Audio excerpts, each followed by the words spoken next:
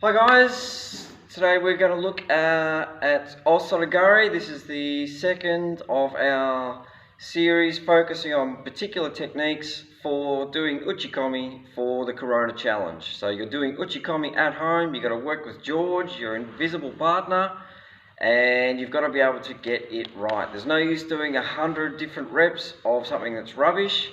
You may as well do 10 good quality reps and get the technique right.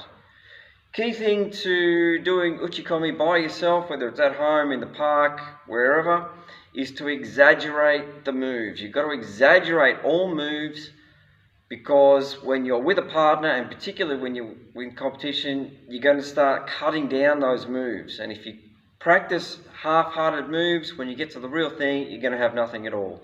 So we've got to really exaggerate every move. Today we're looking at Osotogari. Osotogari, the way not to do it. Here's a good way not to do it. There's absolutely nothing happening. There's no leg swing, there's no off balancing, there's no use of the arms. My partner, you can probably see, is not moving because I'm just doing that and there's nothing happening. Alright. Key points. 1, it's got to be a big step in.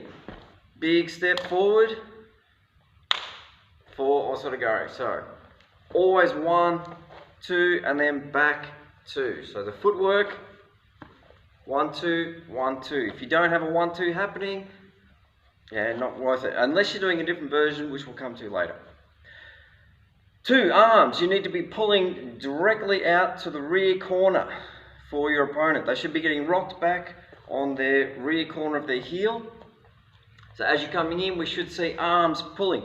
This one's pulling the sleeve, so it's going to be extended all the way out there. This one's got the collar, so it's going to have the wrist cocked, pointing out in that direction. You're doing Osotogari, that's the direction you're pushing to. And it's got to be a strong pull. If you don't have that pull, you're going to come racing in and get flipped back yourself. Alright? So for a side view, we're stepping in, pulling with those arms. Alright? If I'm doing my right-handed Osotogari, I'm coming here. If I'm doing my left-handed, it's going to be out here. But you should definitely practice getting both arms moving as much as possible, because you need a big pull for Osotogari. When you come through with that leg, bring it high. Now often, of course, in competition, you're not going to get the chance to be quite that high. But again, we're exaggerating all the moves because we're working with an invisible partner. So big step in, pulling with the arms, bring that leg up high. Point the toes. No use doing that. The toes are up, the leg is going to stop at about the ground level, no sweep. Point those toes under and bring it through. Alright, so here we are, big step, pulling with the arms. Legs up, point the toes, through. You don't have to do the sweep for every Uchikomi. You can if you wish. In fact, every now and again it's probably not a bad idea. Instead of doing 40 or 50, cut it down to 10, done all the way every time. Okay? But when you do that foot sweep, the key thing is head down, leg up. You should be pivoting like this. Head up here is going to come down, leg comes up.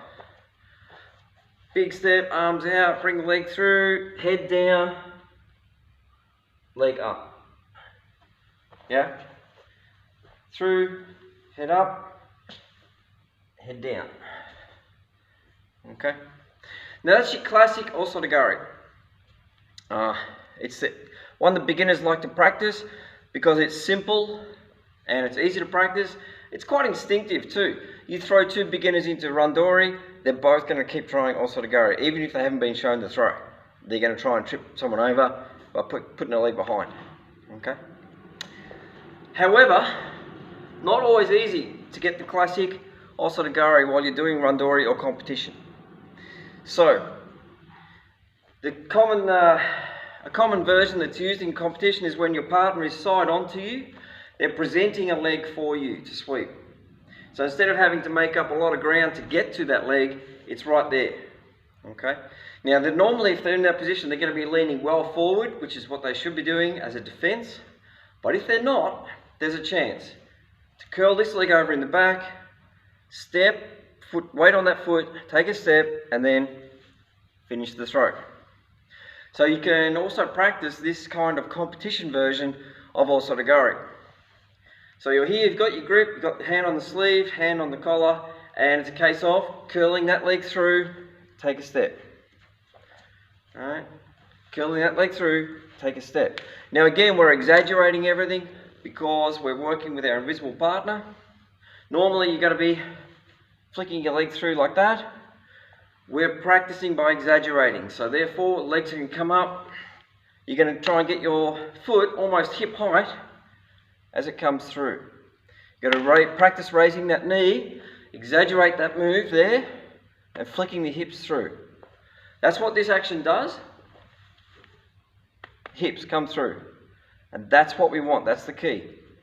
Osotogari is actually, it can be done from lower leg, but it's very, very effective when you're sweeping actually with the back of your butt. Get your butt in behind the other person's leg, sweep. It's all over Red Rover. So we're here, high leg, and pivot, put the weight on it, take a step. And then of course, finish off on your last rep. So 2 ways of doing Osotogari. Classical Osotogari, big step, big pull, swing the leg. 2, 1, 2, 1, 2, 1, 2, 1, 2. And then competition Osotogari, practicing getting that foot through, nice and high. There. Good luck, keep going with those uchikomi, keep sending in the results, and just make sure that everything we do is done properly. I'd rather see 10 done properly than 100 done incorrectly. Good luck, keep at it. I'll see you next time.